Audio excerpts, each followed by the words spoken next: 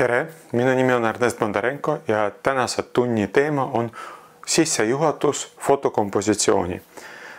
Mulle väga meeldib, kui mulle vaieldakse vastu nendel tundidel, aga kahjuks seekord ma ei saa teiega isiklikult seda tundi läbi viia ja meil ei jää mitte midagi muud üle, kui teha videotund. Aga vaatamata sellele ma loodan, et see tuleb sama huvitav ja kasulik välja nagu teised tavalised tunnid. Mis on fotokompositsioon? Milleks see on üldse tähtis? Vaadake, asi on selles, et meil on fototunnid ja tõenäoliselt teie või õppeala juhataja tahab, et teil tuleksid ilusad pildid välja. Mis see tähendab ilus? Asi on selles, et ilus ei ole ainult tehniliselt ilus, ta ei ole ainult terav ja selge, et seda saab teha ka valvekaamera või siis mingi tehisintellekt. Et teravat pilti saab teha, ma ei tea, ükskõik mis inimene või programm, kui ta valdab tehnikat. Aga kas ta saab edastada mõtted või tunned? Et kas ta saab niimoodi teha, et kui teine inimene võtab seda pildi kätte, hakkab nutma või hakkab naeratama. Aga suurem osa inimkonnast seda oskab või tunneb ja saab sellest aru, kuidas seda teha. Ja meie püüame nendel tundidel, kompositsioonitundidel aru saada, kuidas see toimib, mis on see kompositsiooniline keel, selleks, et edastada mingid tunned. Asi on selles, et paljud inimesed oskavad seda teha ja teevadki seda, aga selle jaoks nad peavad olema väga ausad enda suhtes ja nad peavad oskama seda, ta tegelikult ise tuleb välja, et kui sul on depressioon, sa tead, et sul on depressioon, sa ei jookse selle eest ära, sa ei peida seda, ja samas sa oled piisavalt julge, et kirjutada luuletusi. Siis sul küll tulevad natuke depressiivsed luuletused, aga sa edastad seda tunnet ka teistele. Kui sa oled koreograaf, siis sul tuleb depressiivne tants. Või siis, kui sa oled armunud, siis tuleb välja armunud tants. Kuidas nüüd teha niimoodi, et sinult tellitakse armunud pildid, aga sa ei ole armunud. Kas sa saad neid teha, kui sa oled näiteks disainer? Kas sa saad seda tehniliselt teha? Kompositsioon on tegelikult niisugune asend hingele, et sa pead teadma, kuidas see toimib ja imiteerima seda või saama aru, kuidas see toimib ja tegema seda. Nii et seda me õpimegi nendel kompositsioonitundidel. Mis tähendab edastada mõtted või tunned? Asi on selles, et meil on olemas psüühika, meil on olemas alateadlik ja umbes 100 aastat tagasi esimene inimene, kes hakkas ravima sõnaga ehk esimene psühholoog, psühhoterapeut Sigmund Freud. Teda küsiti, et vaadake, et meil on väga-väga pikk evolutsioon. Inimene sai inimeseks, ahvitaolisest inimesest 200 000 aasta jooksul, päris pikk periood. Ja kas inimene sai inimeseks nagu 100 aastat, 100 000 aastat tagasi või 10 000 aastat tagasi või varem, hiljem. Et mis teie arvate? Ja Sigmund Freud oli geniaalne inimene ja ta muidugi vastas väga omamoodi.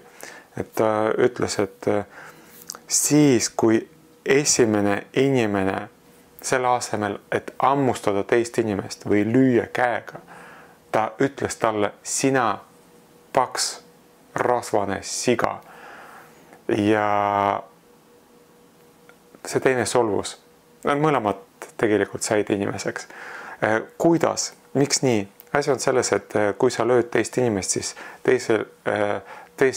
teine inimene saab viga. Ta tunneb seda haiget või ta tunneb seda lööki. Tal on ebameeldiv. See võib kesta tund, paar tundi, siis ta läheb mööda, ta võib sellest unustada. Siis enam ei ole haiged. Aga mõnikord, kui sa ütled inimesele, et sa oled paks siga, mõnel on ükskõik, tal ei ole seda vastuvõtuorganit, ta ei võta seda enda peale. Aga teisel on haige, tal on ebameeldiv ja ta tunneb seda tund, 2 tundi, mõni unustab ära, teine ei unusta ära, järgmine nädal, kuu, aasta, elu lõpuni, et sa võid inimesele haiget teha ja see kestab tema elu lõpuni ja mõjutab tema tegevusi. Ja see ongi psüühika, et inimesel on see suhtlemise kanal, läbi mille ta ütleb, näitab, teeb midagi ja teine võtab selle vastu ja elab sellega. Ehk üks inimene mõjutab teist. Ja jah, just sellel hetkel inimene sai inimeseks, kui ta leiutas, kuidas kaudselt, mitte otseselt mõjutada teisi inimesi. Sigmund Freud oli väga andekas, aga samas ta oli väga töökas inimene, kogu aeg töötas. Ja tal oli õpilane Carl Gustav Jung, ta oli palju rikkam, ta oli noorem, ettevõtlikum ja ta sai raisata raha näiteks reisile. Ja ta reisis hästi palju igal pool Aafrikas, Ameerikas, idas ja ta leidis, et tegelikult hästi paljud muinasjutud kõlavad väga sarnaselt. Ta hakkas neid muinasjutud koguma ja analüüsima ja kirjutama, tal olid kogumikud ja ta vaatas, et on olemas nagu punamütsikese muinasjutt, et eesti keeles punamütsike, vene keeles krasna šapačka, samamoodi üks ühele tõlge, inglise keeles Red Riding Hood, punane jooksev kabu. Korea kultuuris ta on tädi tiiger. Tädi tiiger on, süžee on umbes samasugune, et ema palub oma väikest tütrekest, kes näeb väga atraktiivselt ja silmatorkavalt välja, minna läbi väga ohtliku koha, nagu mets, kus kindlasti elab kuri tiiger või siis see hund, kes tavaliselt sööbki lapsi ja viia mingid pirukad sugulasele. Ja siis see tiiger või siis hund sööb seda last ära ja mõnes kultuuris ka vanaema sööb ära. Ja paljudes kultuurides seal lõpebki muinasjutt ära. Hilinemates versioonides tulevad jahimehed, kes päästavad vanaema koos lapsega. Mõnedes kultuuris ei päästa. Aga ühesõnaga, süžee on väga sarnane ja samamoodi ka suure üleujutusega, et hästi tihti sa kuuled seda juttu erinevates religioonides, muinasjuttudes, eepostes ja isegi seal, kus on kõrbes, mägedes, seal, kus on üksikud saared ja inimesed ei ole kokku puutunud mingi 4-6 tuhat aastat. Nii et kas see muinasjutt tuli sinna ennem või Carl Gustav Jung tekitas, leiutas niisuguse kollektiivse alateadlikkuse teooria. See tähendab, et tema arvates inimesele on omane välja mõelda väga-väga sarnased muinasjutud. Ja isegi kui suur laev inimestega satuks üksiku saare peale ja esimene laev läks katki ja inimesed peavad seal elama. Esimene põlvkond tegeles ainult sellega, et püüdis ellu jääda ja ei edastanud mingit muinasjuttu oma lastele. Siis tekkis teine, kolmas, neljas põlvkond ja nad nii või teisiti mõtlevad välja umbes samasugused muinasjutud, mis meie teame. Ehk nendel tuleb sama punamütsike, üleujutus ja teised jutud.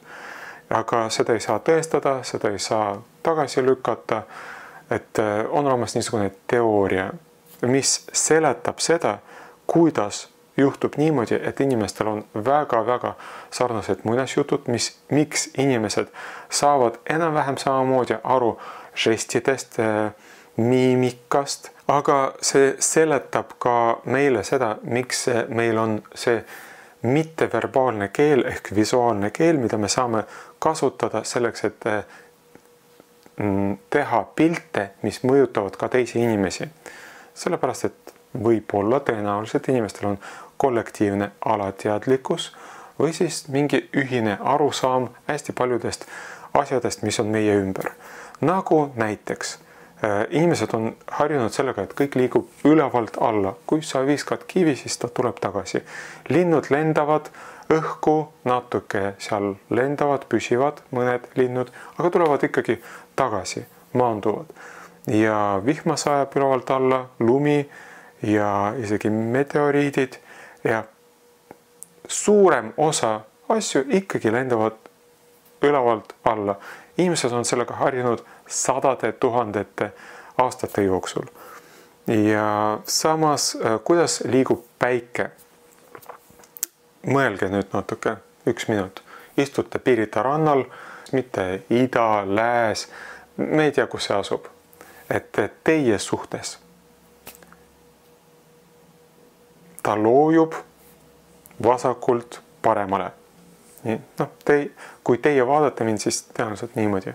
Ma loodan, et fotoaparaat õieti näitab, mitte ei pööra ümber. Ehk vasakult paremale. Aga kuidas päike tõuseb? Kas samamoodi vasakult paremale? Mõned ütlevad, et paremalt vasakule tagasi nagu läheb. Tegelikult mitte. Ta loojub, ta on natuke horisontaal, siis tõuseb samas suunas vasakult paremale ja niimoodi jookseb. Ja kui me oleme põhja poolkeral kusagil, siis ta liigub, lendabki niimoodi vasakult paremale. Aga kuidas ta liigub ekvaatoril? Ta tõuseb niimoodi otse, läheb ülespoole, jääb seal ja tuleb otse meie taga alla. Nii et päikese tõus ja loojang on väga lühikesed, mingi, ma ei tea, 5 minutit või lüheme, siis läheb täitsa pimedaks. Nendel ei ole seda perioodi, kui nad võiksid öelda, et päikesel on mingi suund vasakule või paremale. Üldse ei ole. Ja meil päike jookseb mööda horisonti. Suurem osa inimkonnast on elanud põhja poolkeral ja harjunud sellega, et me kirjutame ja vaatame pilti, vaatame meie ümbritsevat maailma ülevalt alla, vasakult paremale. Ja on olemas erandeid, näiteks Lähis-Ida, kus kirjutatakse paremalt vasakule, aga kuna nad elavad läänemaailmas ja kogu see reklaam ja visuaal tuli läänest, siis tegelikult nad mõistavad maailma enam-vähem nagu meiegi, vasakult paremale, kirjutavad küll paremalt vasakule. Mis tähendab mõistavad maailma? Kui nad näevad reklaami, siis tavaliselt nad näevad seda ikkagi enam-vähem nagu meiegi. Vaadake, proovige, testige, kui te tulete uue ruumi, uue auditooriumi, klassiruumi ja avate ukse niimoodi, et avate seda näiteks parema käega, tulete sisse ja see klass avaneb teie ees vasakult paremale, sellepärast et uks läheb ära ja siis avaneb ja te näete, kes on seal sees. Või siis vastupidi, avate vasaku käega ja nüüd näete kõigepealt seina näiteks või ma ei tea, klassi ja näete ja see pilt liigub paremalt vasakule kogu aeg. Kumb on mugavam teie jaoks? Teil on paar nädalat testimiseks, kui me näeme peale koolivaheaja. Aga inimesed on erinevad ja siiamaani on umbes 10% neid, kellel on natuke ümber pööratud. Kui ma tulen tagasi, siis tuletage mulle meelde, et teeme väikse testi ja näeme, kuidas te näete maailma. Ja see ei sõltu sellest, et kas te olete parema või vasakukäeline. See on natuke teistsugune test. Aga ühesõnaga proovime.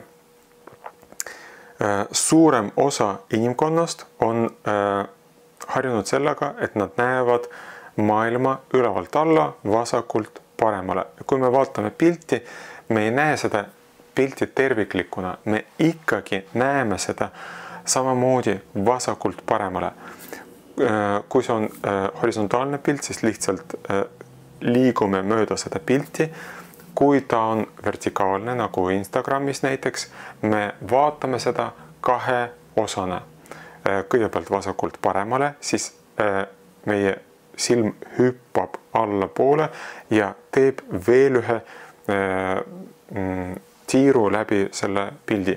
Jälle vasakult paremale, samamoodi nüüd kahe osana vaatame ükskõik mis pilti, lihtsalt visuaalse pildi ilma tekstita. Mõnikord, kui seal on tekst, siis natuke silm hüppab teksti peale, et aru saada, millest üldse jutt on, sellepärast et tekst on tavaliselt informatiivsem kui pilt. Ja inimene nagu püüab need asjad sealt välja. Okei, aga nüüd vaatame näidiseid. Vaadake, see mees tõukab paadi vasakult paremale. Tavaline inimene näeb ja arvab, et tal on lihtne seda välja tõugata, et kohe tuleb laine ja võtab enda peale ja siis ta koos vooluga nagu läheb edasi. Siin ta tõukab seda vastuvoolu. Tegelikult jah, pilt on üks ja sama, see on peegeldus, aga tavalisele inimesele tundub, et ta tõukab seda vastuvoolu, see krunt on paks ja paad seisab ja ega tal ei õnnestu. Nüüd sportlikud naised, et kui ta jookseb paremalt vasakule, siis meile tundub, et ega ta kaugele ei jõua. Nad hüppavad kõrgele ja siin nad jooksevad vasakult paremale väga kiire. Hea, kui nad ei kuku, et nad jooksevad sellest kaadrist niivõrd kiiresti mööda, ja kohe tuleb 3. Vaadake, see on purjekas. Ta on keskel. Nüüd sama tegelikult purjekas vasakul üleval ja sama purjekas vasakul all. Need on 3 erinevat huvitavat pilti ja vaatame, püüame neid analüüsida. Nüüd niisugune ülesanne. Kujutame ette, et te olete kunstnik, disainer, kes teeb afiši vana kino jaoks. Ja te peate joonistama seda filmi, afiši, selleks, et inimesed saaksid aru, millest see jutt filmis on ja et inimesel tekkis see tunne kohe afiši peale vaadates, mida teda ootab seal kinos. Ja meil on 3 varianti. Üks on seiklusfilm, kus midagi algab.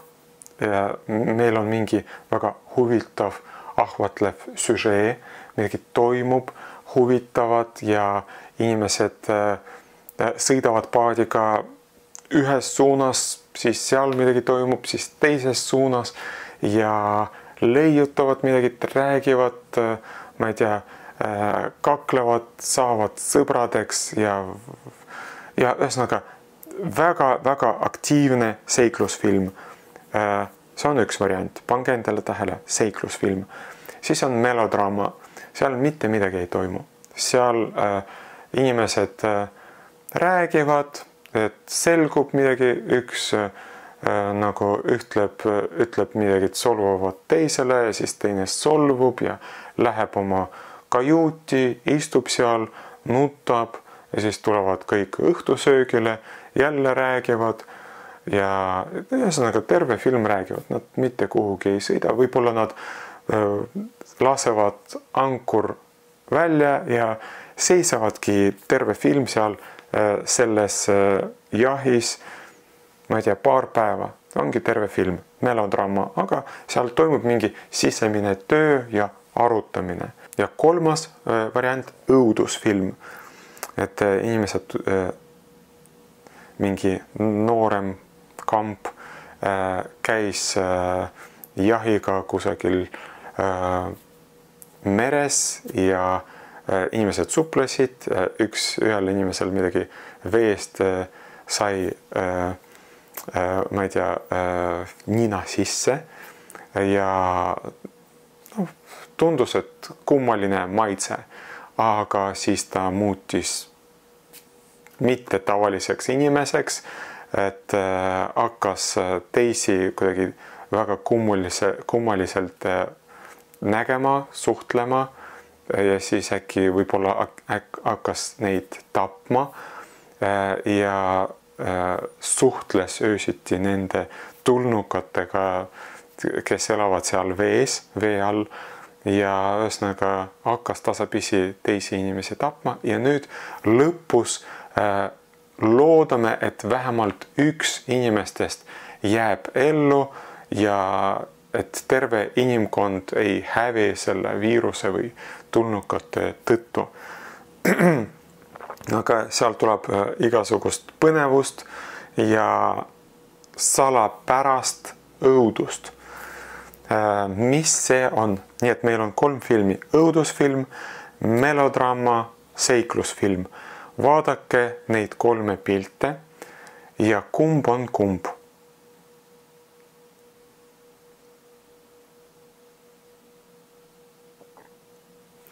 Nüüd, mis mina ütleksin, et melodraama, kus mitte midagi ei toimu, on see pilt, kus meil on objekt keskel, ta on stabiilne, horisont on täitsa keskel, purjekas on ka keskel, vertikaalselt, horisontaalselt ja me ei oota eriti midagi sellest pildist, et ta läheks kuhugi vasakule, paremale, ta on väga stabiilne niisugune.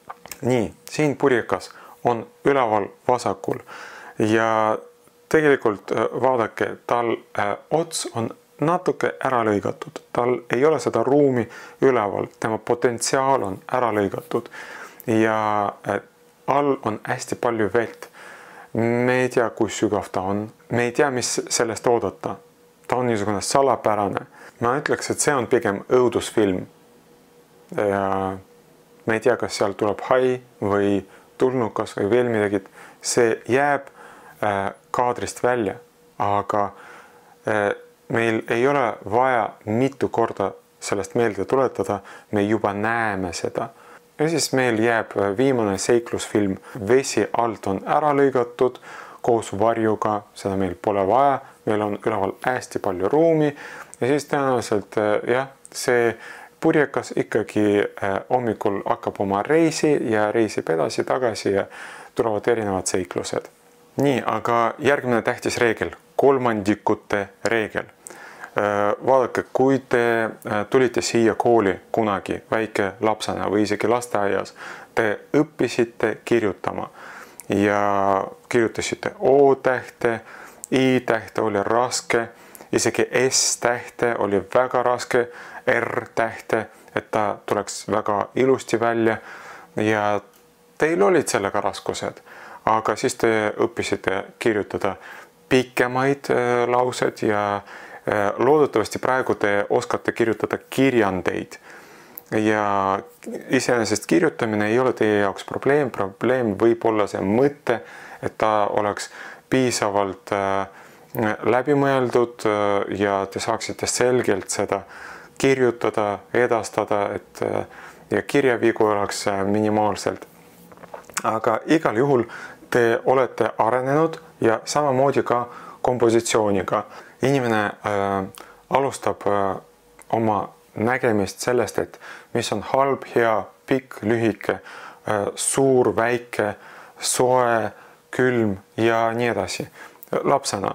Aga ta kasvab suuremaks ja hakkab nägema pooltoone, et hakkab aru saama igasugused soojuse, et külma ja kuuma vahel on hästi palju neid soojuskraade ja musta ja valge vahel on hästi palju halli ja hallitoone ja on olemas ka värvitoonid ja inimene hakkab neid eristama, aru saama, kasutama ja samamoodi ka kaasaegne täiskasvanu inimene mõne nii-öelda primitiivse maailmavaadega inimesel kõik on mustvalge, et see inimene on hea, see inimene on halb, see tegu on hea, see on halb ja see on natuke lihtsustatud maailmavaade. Tegelikult on hästi palju pooltoone ja samamoodi ka visuaalselt, et me võime jagada maailma kaheks